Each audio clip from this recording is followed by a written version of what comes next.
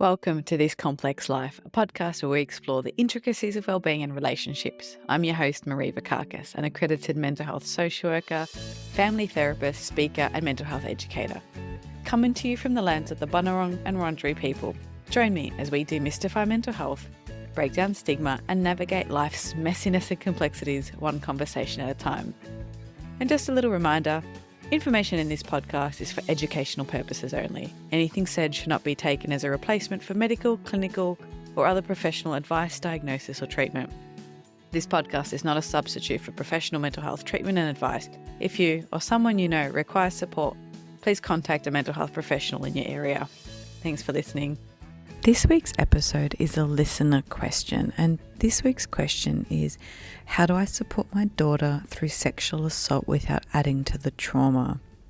This is a very big question, and what we know is when someone experiences sexual violence, the people they choose to talk about can play a really important role. So having a supportive family member, friend, or co-worker can make a really big difference in that person's experience and support or not their recovery. There is no right or wrong way for someone to react to an experience of sexual violence. Responding well when someone shares their experience with you can make a big difference. So remember that your support is crucial, and you can support them by believing them, being a good listener, and never blaming them for what has happened. Some of my tips for navigating this conversation, and I think the first one would be, if you're unsure, get support yourself. Go to your GP, get a mental health care plan, use your work's EAP program, call a helpline. Your reaction can make a really big difference here, in a positive or negative way. So if you're unsure, get the support that you need to be able to support her. That aside, if you're going to approach your daughter, approach with care and allow as much autonomy and choice as you can. If you're going to have a conversation, make sure it's at an appropriate time for her and for you, and that it's a safe place to talk. Understand trauma and recognize that it affects everybody differently. And it's important to understand that her reactions, feelings, healing process are all unique to her. You can encourage some conversations about the impact of trauma on mental health, but there is no right way to feel or to heal. So I really want to emphasize that. If you're going to be having those conversations, create a safe space. This is really important. It needs to be safe and a non-judgmental space. And sometimes just being there, offering a listening ear without pressuring her to share more than she's comfortable with, can be really important. Assess for any signs of crisis. So when someone experiences a traumatic incident, it might increase the risk of things like self-harm or suicidality. So this is really crucial given the traumatic nature of sexual assault, that you're looking for signs of those crises. And if you've got concerns about those, have a conversation. Use a structure like the mental health first aid structure that provide really good detailed steps on how to have a conversation with someone whose mental health you're worried about. Stay calm, show empathy, and provide support or seek emergency help if necessary if the risk is high. And remember, in all of these interactions, listen actively and with empathy, allowing her to express thoughts and feelings without fear of judgment.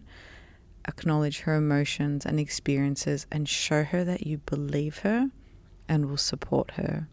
Following on from an incident like this, empowering choice is really important. This includes decisions about seeking professional help or legal action and how she chooses to move forward. If it comes to seeking professional support, it can be really helpful to explore the benefits of different professionals, counselling, therapy, support groups, and emphasise that it's okay to seek help from those trained to assist survivors of sexual assault. And it can be a really crucial step in the healing process. You might want to offer some practical support, whether it's attending appointments with her, helping with day-to-day tasks, or simply providing just a comfortable space at home. and discuss how these actions can help reduce stress and provide, some stability. You might want to overt that with her, or maybe just do what you can to provide some seamless experiences throughout the week. Ask before you touch. This is a really tricky one. After experiencing sexual violence, some people don't want to be touched. So as a support person, as a parent, you might want to offer comfort by giving them a hug, putting your arm around them, putting, your hand on their leg. But it's important to ask first. Physical touch without consent, without their permission, might bring back memories of the assault and might emphasize that they have no control or body autonomy. So we really want to seek permission and ask, is it okay if I give you a hug right now? It can be as simple as that. Encourage self-care. Again, really gently, without judgment. Encourage her to engage in activities that bring joy and relaxation. Maybe it's reading, spending time in nature, a hobby. Taking care of physical health and mental well-being can be a really important bit here, and it might be a bit of a priority as well. It's really hard to just tell someone, go and do this. Why don't you go out in nature? People in general don't respond well to that stuff. So it might be that you do those things together, maybe in silence. I think a lot of teenagers really worry that when they spend large chunks of time with their parents, they're going to get 21 questions interrogating them. So maybe just saying, I've taken a day off, let's go to a hike. I know you love the outdoors.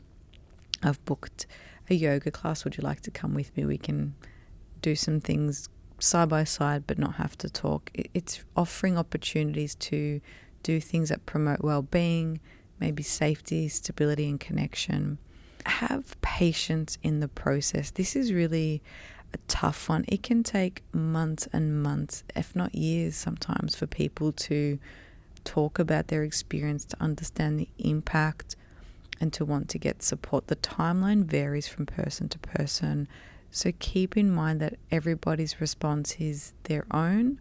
We don't want to rush the process, but we do want to monitor for ongoing signs or symptoms of declining mental health. So if you're noticing that there are symptoms of poor mental health, if there's indication of self-harm or suicidality, you might need to escalate some of those conversations to focus around safety when you notice those things. And support yourself. Supporting someone through trauma can be really challenging for the supporter. It's really important to seek that support for yourself. Like I mentioned earlier, you might want the support to know what to say or do, but it's also helpful to have your own support to debrief, to explore how this impacts you, how it impacted somebody you love, and the pain or suffering or vicarious trauma that has on you. So being able to seek that support out is really important. If you're going to explore options for help, and that might be a really great idea, it's important to find someone. It's important that someone who's been sexually assaulted has as much control as possible over what they do next.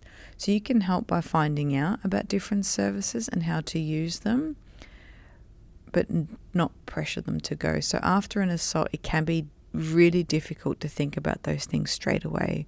So your support finding the services and maybe contacting them can be really great, but don't force them on the person.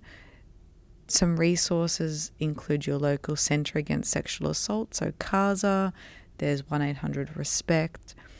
You might be able to access private sessions through a local therapist or someone through telehealth that works with trauma and sexual assault. There are a number of different options available there for you. While we want to offer as much support and encouragement for them to have as much choice as they can about who to tell and what to share, it's really, really important to be aware of mandatory reporting guidelines.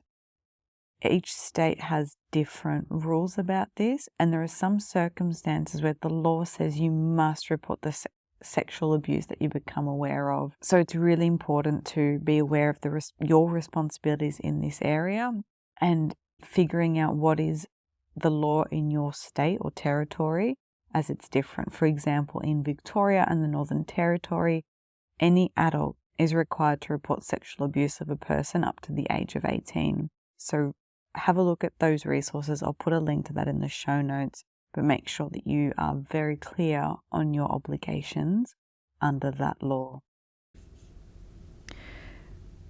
Good luck, dear listener. This is a really difficult situation, and my heart really goes out to you and your family.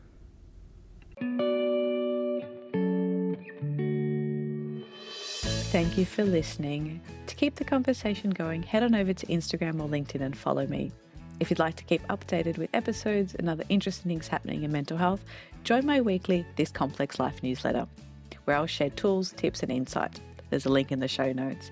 Got a question you want answered? Shoot me an email or a DM. I'd love to hear from you. And if you enjoy the show, I'd really appreciate it if you could leave a rating and a review.